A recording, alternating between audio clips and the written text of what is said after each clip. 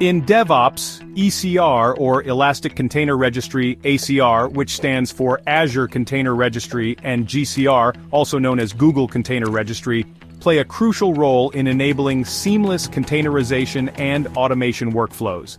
Here's how they contribute. These registries act as centralized repositories where container images, such as Docker images, are stored securely.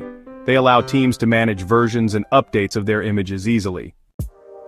Registries like ECR, ACR, and GCR integrate seamlessly with CI/CD, which stands for Continuous Integration and Continuous Deployment pipelines, enabling automated image builds, testing, and deployments.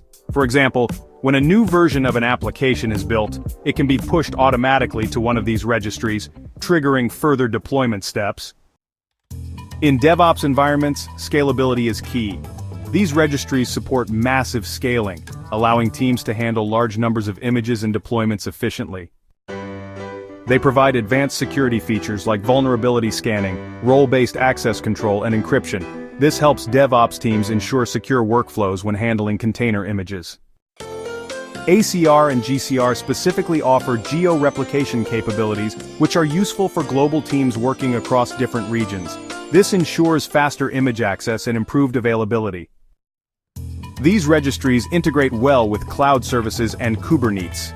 They streamline the deployment process by providing direct access to container images during orchestration. ECR, best suited for AWS DevOps workflows, tightly integrated with AWS services like ECS and Lambda. ACR fits perfectly into Azure DevOps pipelines, offering tools like automated builds and geo-replication.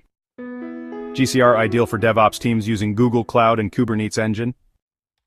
By using these container registries, DevOps teams can implement faster, secure, and more reliable application deployment strategies, ensuring smoother collaboration and operations. Let me know if you'd like specific examples or more details about their integration.